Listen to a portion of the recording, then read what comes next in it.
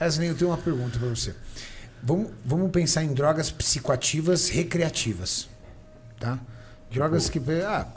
de êxtase a cocaína. O cara usa, não é medicamento, o cara usa.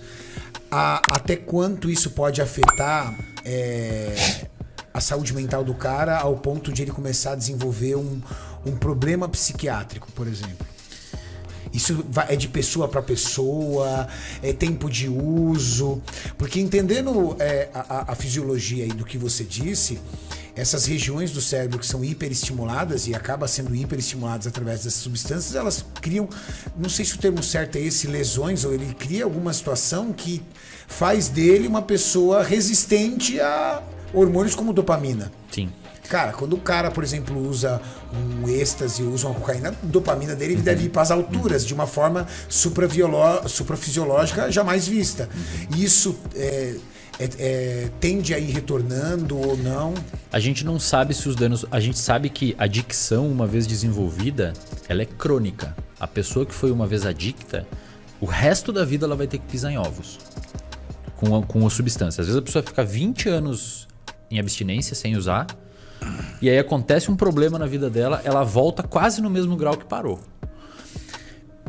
Existe um termo que você falou, lesão, né? Na verdade, são mudanças neuroplásticas. O nosso cérebro, ele é plástico. Quando você induz o seu cérebro a uma experiência, os circuitos mudam e se reconfiguram. Isso é a base neurobiológica de um aprendizado. Um cara chamado Eric Kandel ganhou o prêmio Nobel em 2000, porque ele mostrou que o seu cérebro, frente a um aprendizado, tem síntese proteica dentro dele. Renato, é igual, quer dizer, não é igual, mas é muito semelhante estruturalmente à criação de massa magra. Eu falo isso porque eu tenho um colega que ele Mas eu vou responder a sua pergunta. Tá, eu tenho um colega que ele foi usuário de cocaína por muito tempo. E ele passou por clínica, tudo tal, e assim, quando jovem. E hoje, por exemplo, ele tem quase 50 anos. Se passaram 30 anos. Ele disse que quando ele lembra dessa época, ele tem ânsia de vômito, uma situação, um mal-estar muito grande. Então ele falou assim, e ele não tem nada a ver com a nossa área, né? Ele não tem nada a ver, engenheiro. E ele falou assim, Renato, é muito louco, cara. Se passaram 30 anos, mas o meu cérebro lembra. Porque quando eu lembro, por exemplo, quando ele vai contar alguma situação que aconteceu, já começa a dar dor de estômago nele, um frio no estômago muito grande, uma sensação já tipo, ó, o coração já começa a acelerar. Então, aí por isso que me veio essa curiosidade. Cara, deve ter acontecido alguma coisa no cérebro desse cara que registrou isso, porque, cara, passaram 30 anos e o corpo dele reage ainda a essa situação. Ó, eu vou te explicar uma parada agora que você nunca mais vai esquecer. De verdade mesmo. Você nunca vai mais esquecer. Lembra que o núcleo accumbens está no lado da região que forma vício? Uhum.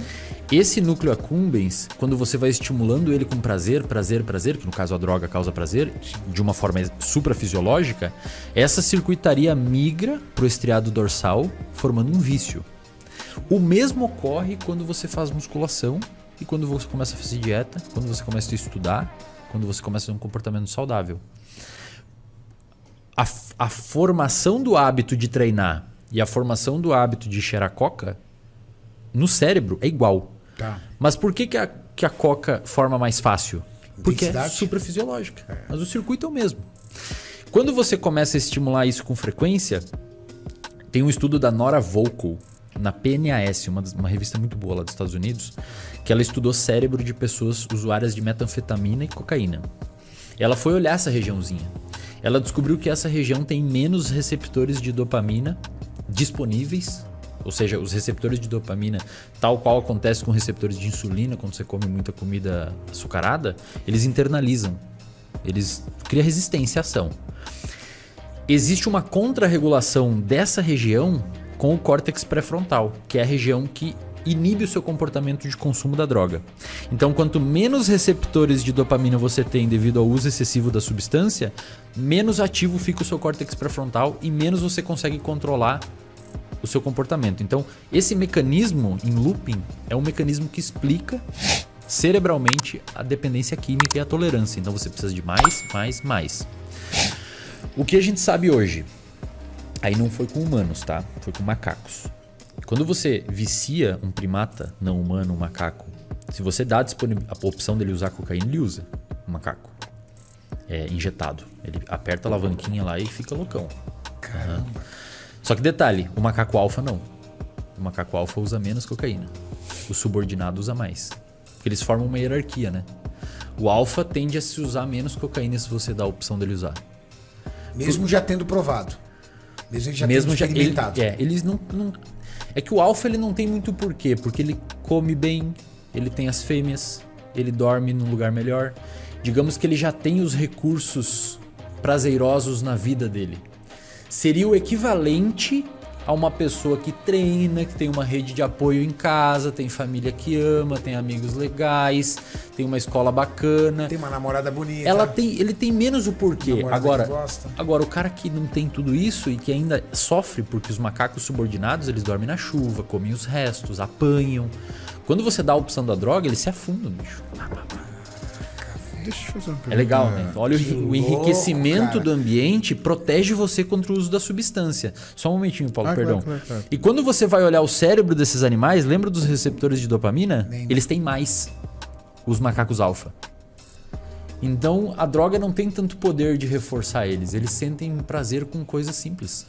Não tem muito porquê. Então, seria, translacionalmente, de uma maneira bem grotesca, um cara fica felizão com um treino de perna e uma marmita depois, cara.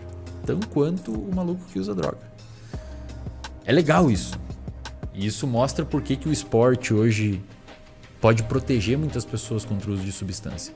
Mas se você pega aquele macaco subordinado, que usa muita cocaína, e aí respondendo sua pergunta, e você deixa ele 300 dias, você vê primeiro que o cérebro dele fica, a lesão lá, como você comentou, fica uma mudança neuroplástica, some receptores. 300 dias sem o macaco usar droga, você olha o cérebro dele, ainda tá com... Ainda tem, não volta. Então talvez seja essa a gente não sabe se em humanos é assim, se não, mas Mas é um estudo, né? Cara, é uma memória muito impactante e você botou um negócio exógeno ali. Pesado. Não é natural pro seu cérebro. Não. Ele não esquece aquilo. Por isso que o seu amigo, mesmo depois de 30 anos, ainda dá um negócio nele. E provavelmente vai dar o resto da vida.